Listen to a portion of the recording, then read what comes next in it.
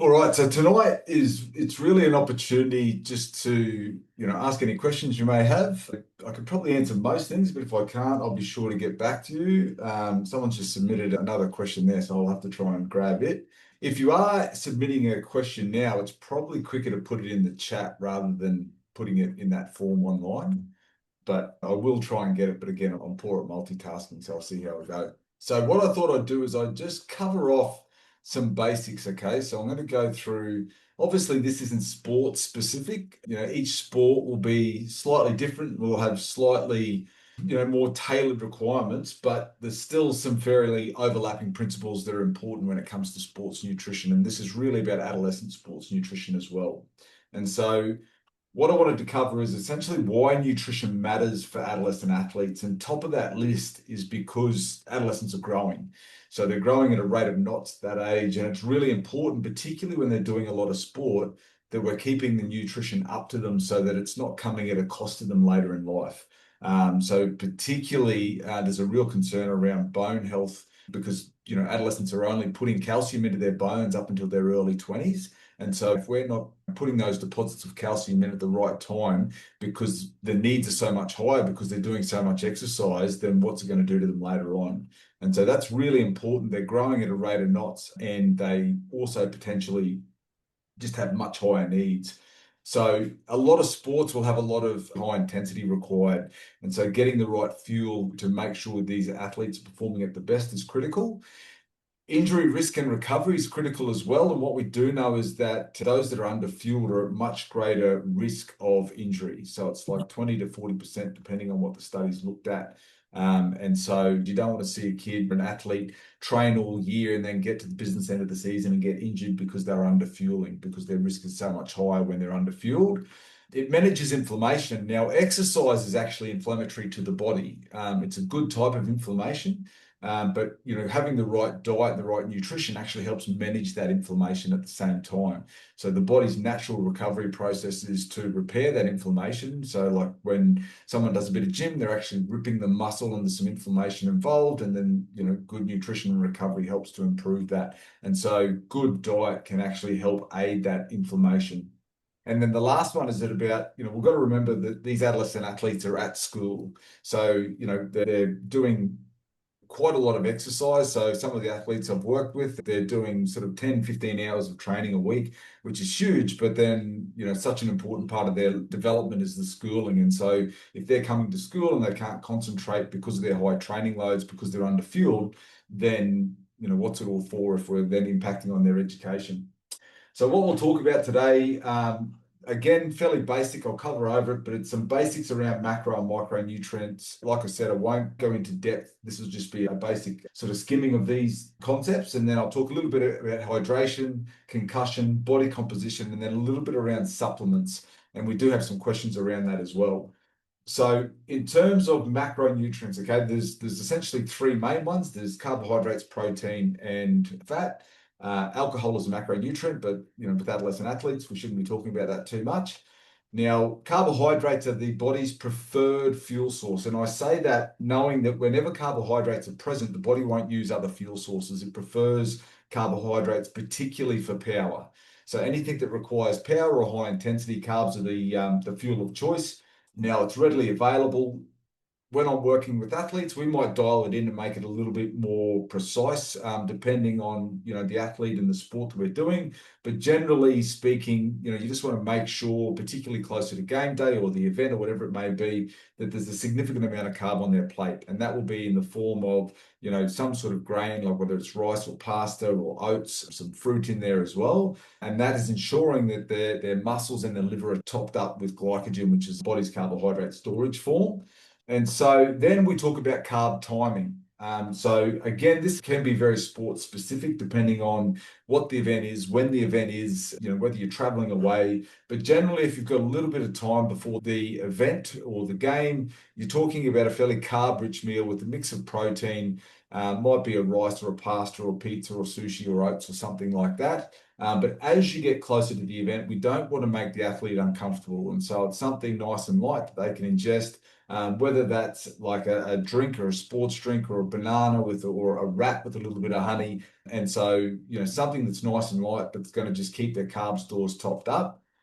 Then during the event, now again, this differs depending on what the event is. A lot of events might be just short burst sprints that may not need anything during. But for those that are a bit longer in duration, we might need to look at topping up those carbs. And then carbs after the event are also really critical. So protein's important, but after the event, carbohydrates are critical as well because it sort of pairs with protein to sort of aid that muscle recovery.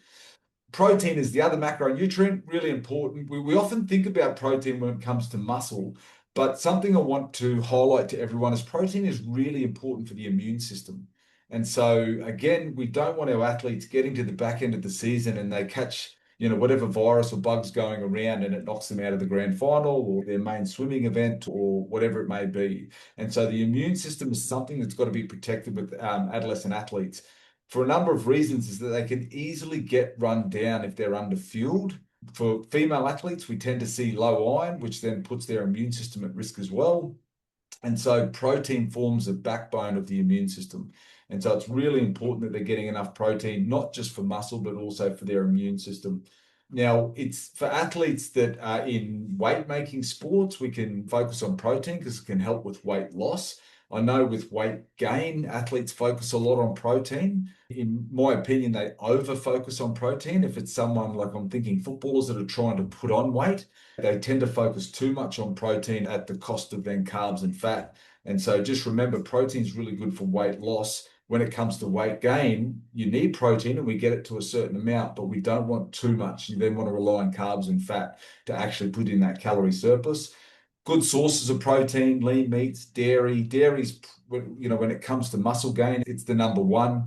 And that's because it's got an amino acid in it called leucine. And I'll talk a little bit around this when I'm talking about supplements. And then some good protein portions, things like eggs. Now, eggs are a really highly biologically available protein source. They're really nutrient dense. But there's about 6 grams of protein per egg. So per egg, there's not that much. You'd need to be eating sort of 2 or 3 to really get enough protein out of them. Animal products, obviously, there's good sources of plant protein. You just need to eat more of it to get your protein levels up. And as I was saying, dairy is a really good source. And there's some really good protein products on the market now as well that are dairy, some high protein drinks that are a good calcium source and a good protein source.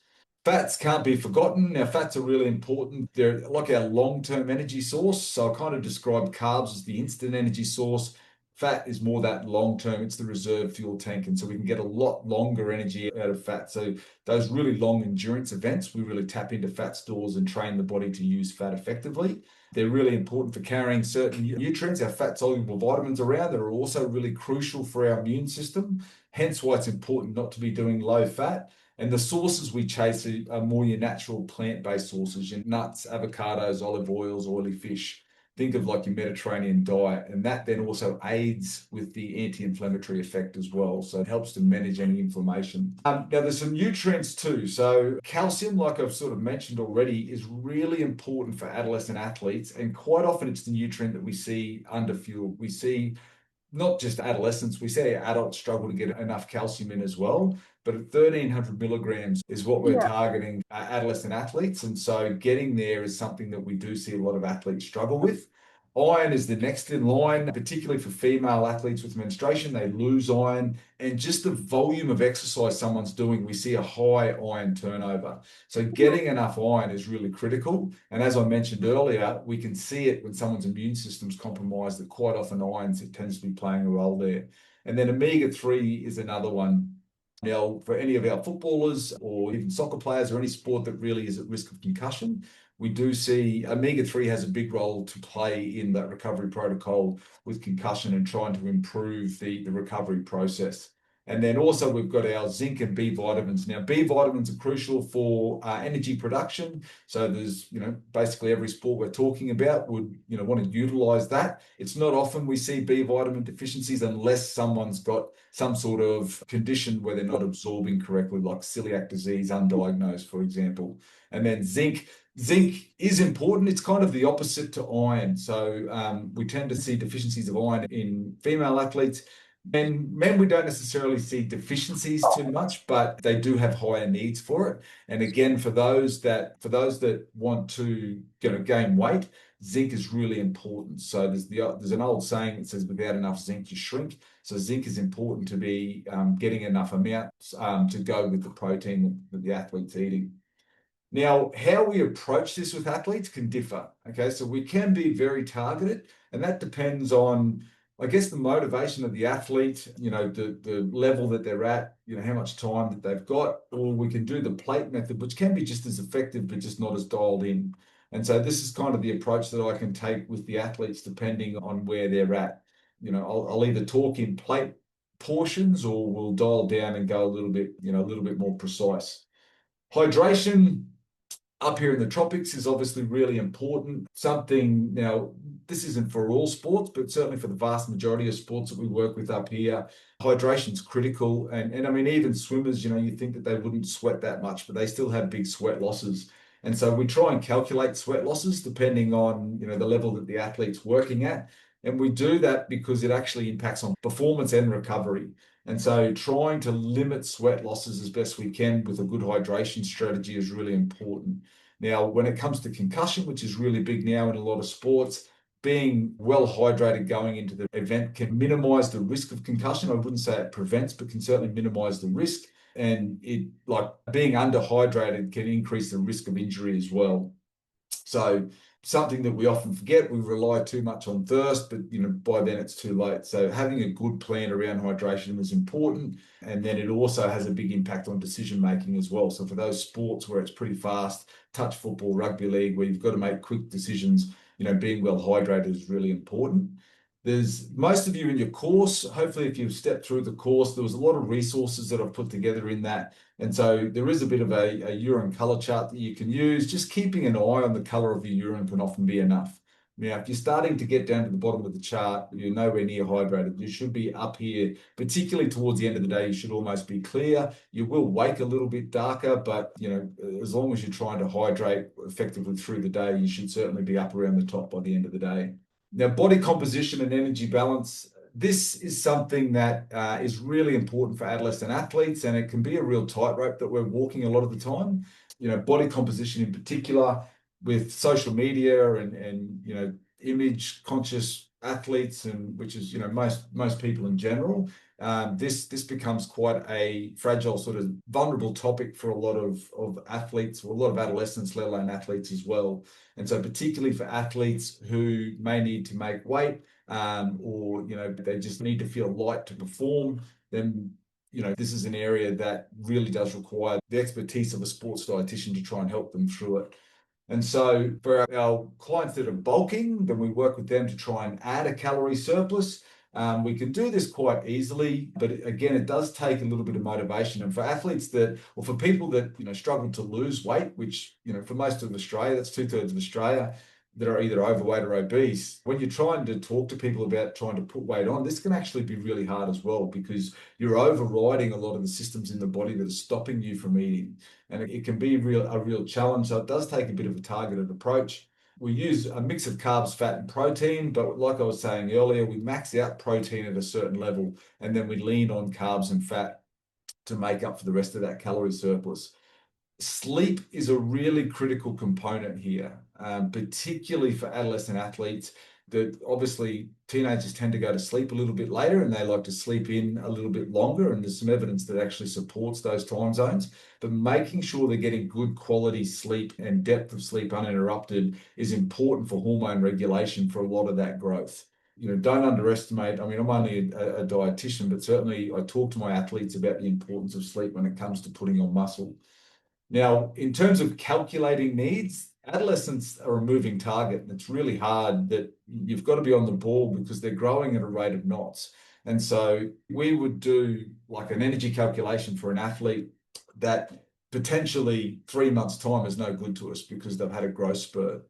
And so we might be looking at some numbers thinking that we're doing all right, when in fact we're behind the 8 ball because the athlete's gone and taken off height-wise for us. So constantly reassessing and readjusting those requirements is important. And that's where, typically if we're working with athletes, we want to see them at least a couple of times a term, normally a lot more earlier on, and then we space it out just to keep an eye on their growth. If you're an athlete listening to this, or you're a parent listening to this, or even a teacher looking for signs of underfueling, such as mood, or are they slow to recover, or are they just famished and hungry all the time, can be a bit of an indicator that we're underfueling. And so just keeping an eye on that. Now, I know that's very vague because, if you're talking about adolescents and their moods, that might be hard to judge, like how much of it is diet related and how much is it just them being a teenager. But it's really that change in mood. So just keeping a close eye on that, looking for those signs, and then regular monitoring. And then for me as a sports dietitian, we're just readjusting our requirements and equations on a regular basis. We shouldn't see stunted growth, but it is something to keep an eye on. And if there is recurrent injury risk, then also, potentially it's coming down to underfueling as well. There's something in sport that we call REDS. That's relative energy deficiency in sport. And this is like it's more than just underfueling, it's getting into that dangerous area. And so for female athletes, it'll tend to present with missed periods. So the reproductive organs that the human body just tends to protect, whenever there's not enough energy coming in, it'll just stop using them. And so for males, that'll present as low libido. For women, it'll be missing their period. And so keeping an eye out with all of these things, and then when we start to see these, it's a pretty good indicator that we're not getting enough fuel in, and it's a big red flag. Now that could be because they're just working so hard and underfueling, but we could start to see some disordered eating as well, and it's something that we need to keep an eye on. What the risk of this is long term is that I was talking earlier about the importance of calcium and depositing that calcium into the bones. This is a big sign that we're potentially putting these athletes at risk later in life. It can impact on their performance. And then certainly if they're an athlete that wants to get stronger or put on a bit of muscle, then we're unlikely to be achieving our optimal targets here because we're underfueling. Keeping an eye on these symptoms, and if they are presenting, make sure that you're reaching out to your doctor, a sports dietitian, to just work with them to get on top of it. Now, disordered eating, we do see a lot of this, not just in females. So it is quite common in males, even though it's probably not discussed as much.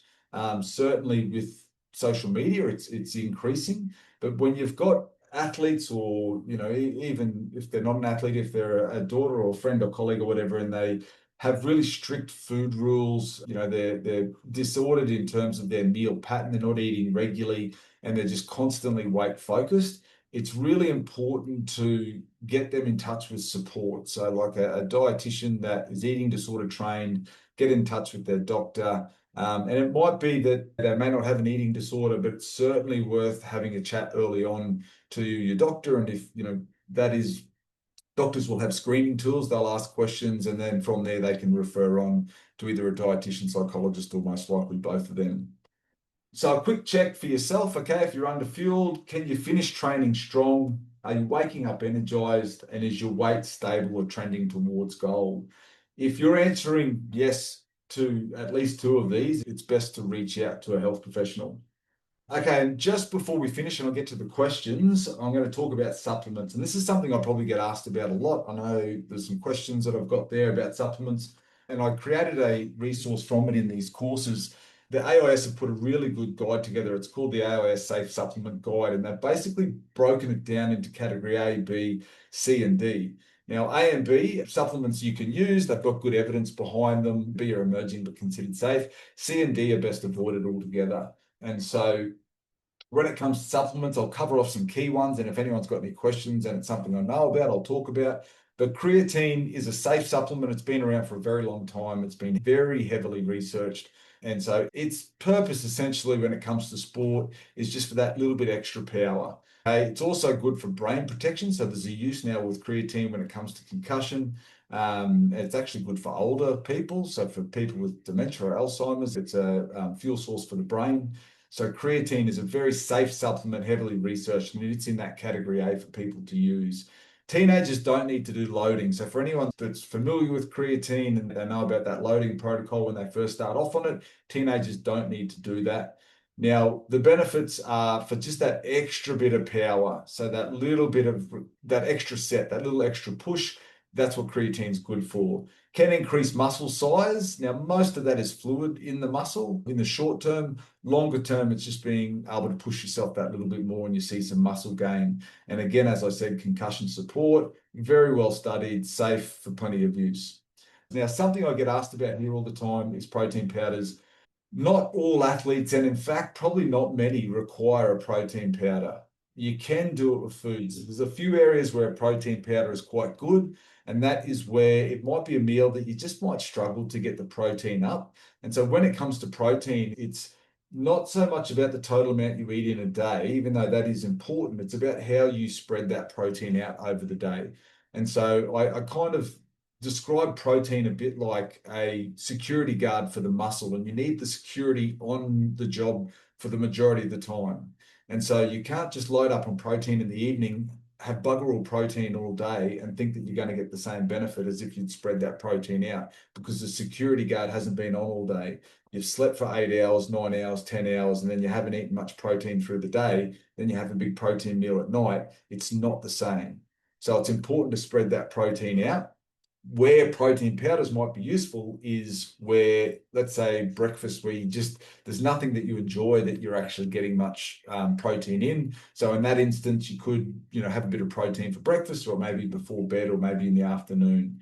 Whey or soy isolate is the best. They tend to be lowest in sugar, lowest in fat, and you're getting the protein out of that. So even the athletes I'm working with to bulk up, I tend to use the whey protein isolate and then use food to bulk up the calories. I'm not a big fan of these bulking protein powders, these mass gainers that are basically full of crap and not full of nutrition. So we use the protein just for the protein. We use food that also has a heap of other nutrition in it to get the rest of our calories in.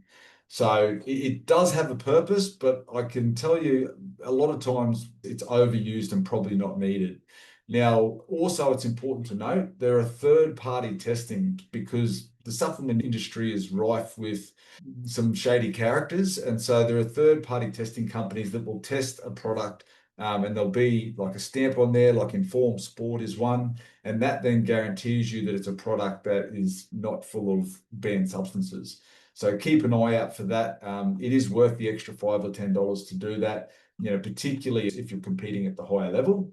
Omega-3 capsules and algae oil. So omega-3 is really important. If you can get 2 to 3 serves of oily fish in a week, you won't need this. But if you're someone that doesn't like that, then an omega-3 capsule can certainly help. And it's good for the concussion, like I was talking about, but also good for managing inflammation. It's better absorbed with meals. So if you are going to take it, and just store it in the fridge, because typically we're not very good at taking it, so you don't want it out, particularly in the heat that we've got up here. There's a few other little extra ones. Tart cherry juice is good when it comes to recovery for sleep. Sleep is the #1 performance enhancing thing you can do. Good quality sleep, guard it like anything else. It's more important than diet, in my opinion, is getting good quality sleep for recovery, and you can perform so much better. And there are certain things you can do. Now, collagen's useful if you've had an injury, so you can have a bit of collagen to try and help with that recovery. It's best with vitamin C, which you wouldn't take as a supplement, you'd take with food. And then caffeine is also a very heavily researched supplement. I'm not recommending this for anyone under 16, but it is a supplement that has been researched heavily, and it can improve performance. So yeah, all of the courses you'll have will have that AIS Safe Supplement Guide in there. So just take that, make sure you've got a copy of that, and get familiar with it if you are looking at supplements, or you can reach out to me if you've got any questions about anything that you're interested in taking. But I am certainly a food first approach, and because I don't want supplements to replace good nutrition. There's a lot of things not to take. There's so many things. They're well marketed. I remember when I've done my sports nutrition training, 10, 15 years ago now, whatever it was, and they were showing us like some of the things they'd put in these supplements, and they put in particular components just to give your skin a tingle.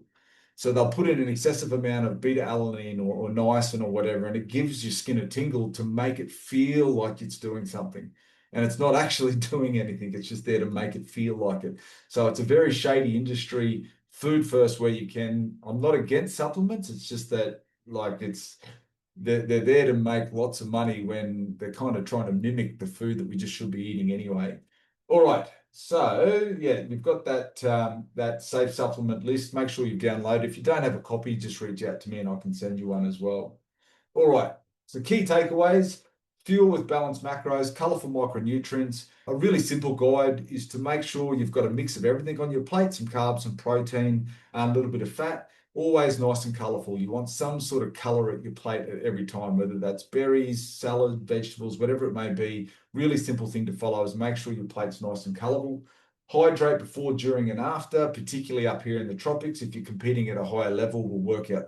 I'd recommend you work out your sweat rates. There's a more guided way to do that if you step through the course, but it's important to have some sort of idea of how much sweat you're losing. Use nutrition and rest to speed concussion and recovery. Recovery is really important for performance, and so making sure that you're prioritizing that is important. Making sure with adolescent athletes that you're matching energy with growth and training, and then food first, science second when it comes to supplements. So I've got a few questions here, okay? And if there's any more, there was one more that come in, well, I'll have to check. But this question was, what supplements are age appropriate for young growing teen girls with high sports workloads? How do you know what ones to use and when, and what are the side effects? Hopefully I've probably answered quite a bit of that, but what supplements are age appropriate for young growing teens? Okay, so what would I recommend? With the athletes that I'm working with that are sort of competing at a higher level, quite often I'll get some bloods taken. So we'll just make sure that we're not correcting any nutrient deficiencies. So sometimes we might have to take a supplement like an iron supplement to top up our iron stores because that might be the thing that's limiting performance. In terms of other supplements that you might see online or at the sports shop, there's not much I would recommend. Creatine is one that I would for anyone that is doing a sport that requires some decision making. Creatine's not a bad one, plus anything where it's a lot of weightlifting or power. I'm okay if they want to take it. It's more where creatine will be noticed is actually in females and vegetarian athletes. Male athletes, who are the ones that tend to take it, don't tend to see the benefit. And that's because we get creatine from meat. And typically young males don't have any problem getting enough meat in. So to be honest, it's not something I'm recommending, but if they're coming to me and they're wanting to have a bit of creatine and they think it's doing something, because don't underestimate the placebo, then I'm okay because it's a safe supplement, but it's probably not something I'm recommending off the bat. Like I said, a protein powder potentially, but that depends on whether we're able to meet their protein needs. Again, for the most part, we really look at their diet, and quite often we don't actually need a protein powder. But if I do, it tends to be at breakfast where we might need one. Caffeine is a supplement I do use for my older athletes, and certainly I've worked with a number of Q Cup players. We use caffeine there as a supplement at halftime to try and get them through the second half. But caffeine is a safe supplement, even for our athletes when it's coming to the back end of a triathlon or whatever it may be. Caffeine can just give you that boost. Interestingly, 90% of the benefit of most pre-workouts is due to the caffeine they put in it. So you can save a lot of money and just have a coffee before you go to the gym. The benefit of the caffeine comes from people that don't drink coffee all the time. If you're drinking it every day, you then won't get the benefit out of it. So it's best seen in people that don't drink coffee regularly. Now, I'm not recommending a vitamin D supplement unless they're low, but an omega-3, if someone doesn't eat oily fish or have walnuts or chia seeds, which are a slightly different form, then we will recommend an omega-3 as well. And that's about it. So how do supplements work? They're all different. So you've got beta alanine is a supplement that you may have heard of, or branched chain amino acids. I'm not a fan of them, only because amino acids are like the building blocks of protein. With protein powders, you see a lot of cheap ones on the market, and there should be an amino acid panel on the back of it. So it shouldn't just be the nutrition panel, there should also be an amino acid panel. And that'll have things like leucine, lysine, proline, serine, and histidine. And so they're all the building blocks of protein. If that amino acid panel is not on your protein powder, don't touch it at all. Don't even go near it because they're hiding something from you.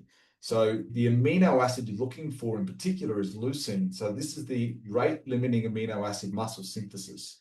And so if there's not enough leucine in it, because what they might do is they might put these cheap amino acids in and make it look like there's lots of protein in there, whereas they've just used like a cheaper amino acid profile, whereas like leucine is the more expensive, and it's more expensive because it's the best. It's the one that actually helps muscle growth. So then, sorry, I've been sidetracked, but the BCAAs are the main ones that help with that muscle growth. So I'm not a fan of BCAAs because you can get it through just good protein in your diet. So you shouldn't really need BCAAs. Beta alanine helps with some of that fatigue. So there is some benefit with it. Again, if an athlete's taking it, it has been proven safe. I'm okay if they think they're getting a benefit out of it, but it's not something I'd be recommending. I'd be recommending good sleep, good recovery, good nutrition that helps with a lot of the has that anti-inflammatory effect. And then there's not too much else I'd recommend at all or even consider. So yeah, hopefully that's answered your questions. What are the side effects? Yeah, that can range depending on what it is. So there shouldn't be too many drastic side effects. I know with creatine, there's not really side effects, but it can mask a kidney test, like your kidney function, but it's more that it's affecting the test rather than the kidney. But no, other than that, that's about it. So hopefully that answers your question okay. Another question I had was, can you provide information around portable food choices when traveling away for carnivals and events?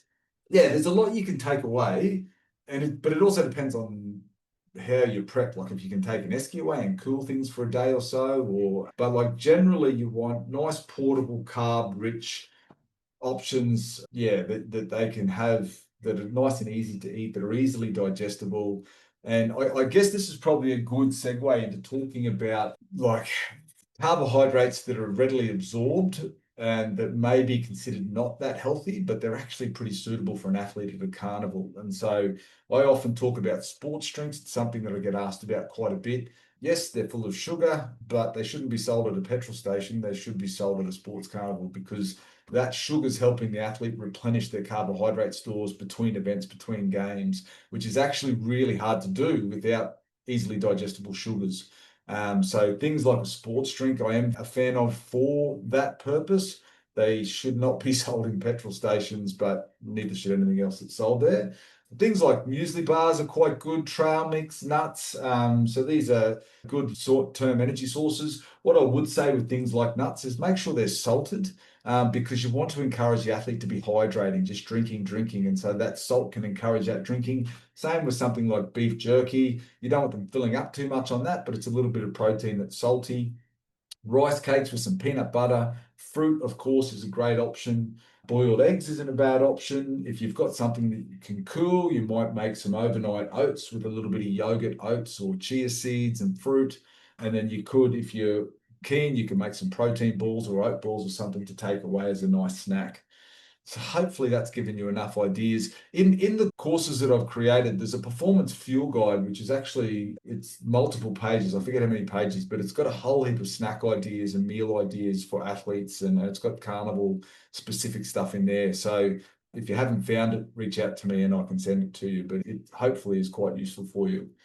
I had another question for best fueling options for swimmers who are celiac. So celiac, for those that aren't aware, of people that are intolerant to gluten. So their body basically reacts to it, has an immune reaction. And so you're looking for carbohydrate sources that are essentially gluten-free. Oats is a funny one. There's about 1 in 5 celiacs in Australia are intolerant to oats, but in Australia, we're strict and we just say all celiacs shouldn't have them. But oats, rye, barley, and wheat are our sources of gluten here in Australia. So the challenge for a athlete who is a celiac, and particularly when they're traveling, is relying on where you might purchase the food. And it's a real challenging one because what a lot of shops and takeaways and restaurants don't understand is the cross-contamination. So for someone who is celiac, they've got to use a different toaster to everyone else because it's a crumb of wheat that will give them a reaction and potentially knock them out of the event because they have a severe upset tummy and diarrhea and whatever, however they react, because they all react differently. So being prepared themselves is really important. So this is a really good question. So being able to take your own food is critical. So using like quinoa is a really good carbohydrate that's protein balanced, that's gluten-free. There's some good gluten-free pastas on the market. Rice is a great gluten-free sauce that is useful as even white rice, like a sushi or something that you can make is a good carbohydrate source. And then, of course, fruit, rice cakes, nuts, and like I was saying, the gluten-free pastas. But it is challenging, and that's where like the athlete who is a celiac would need to be very prepared themselves. And it is a challenge that most athletes don't have to deal with, so they're up against it a little bit there. Now, there was one other question. If everyone just bears with me, I'll try and answer it. Cycling is my sport, and my question is, what would I be eating before a long day of riding? Yeah, great question. Before a long day of riding, it depends on what long means, but like if you're talking 5 hours on the bike, it's hard because most cyclists are out quite early. And how do you eat something that, is going to sit in the tummy that's not going to make you feel too full? So the first thing would be the night before. What are you eating the night before more than the morning of? And it's not just the night before, it's actually the days leading into. And so just keeping your glycogen stores topped up. So your glycogen stores your body's carbohydrate storage form. So we keep most of it in our muscles and in our liver. And so it's there to give us that instant energy source. And so when you're out for an early ride, then you want to make sure that you've had a decent carbohydrate meal the night before, the day before. And so you're thinking things like rice, pasta, pizza, sushi, I'm a big fan of. Having that so that your carb stores are topped up, maybe some fruit juice. And then the morning of, depending on how you tolerate it. And obviously this goes with everything because you never throw anything on game day, but this is for your training of the weekends. You might go with something that's light if oats can sit in your tummy. If they're too heavy, you might look for something like wraps that are nice and light but fairly carb dense with some banana and honey that you've put onto it, and you might have two of them with some fruit juice. And that might just sit nice. And then you've got to keep the carb up to you on the bike. And that's where the challenge is because, depending on the intensity that you're riding at, we're talking, 60 grams of carb per hour on the bike, which is quite a bit. That's the equivalent of 2 wraps per hour. So this is where the gels and the sports drinks are quite useful. You can make little snacks. I remember when I was at the AIS years ago, they were showing us, like sort of rice. It was like a little rice quiche thing that they'd made. It was rice packed into a little elk oil wrap that they could just pull off their back, and it was basically held together through egg and rice and a bit of flavoring and everything. And that just topped them up on the bike while they rode. Making some sort of oat cake or oat slice or something while you're on the bike might be useful as well. But certainly you rely on your gels and your sports drinks. All right. I don't think I've got any other questions. Let me just double check. I don't think I've missed any. No. Does anyone have any questions for me in the chat before we disappear? We're pretty good. All right. Well, if we don't have any other questions, guys, that is me done. Hopefully that's been useful. Oh, hang on. I might have missed something. Oh, no, I haven't. No, yeah. So no one has any other questions, you can reach out to me. My website is yournutrition.pro. Yeah, feel free to send me an email, chris@yournutrition.pro. I can put that in the chat for you. And if anyone has any questions or wanted to work with me, then thank you, Shannon. Enjoyed that. You're more than welcome to reach out. Oops. And that's my website. All right. Thanks, guys. Hope you enjoyed that. And best of luck with whatever sport it is you're doing.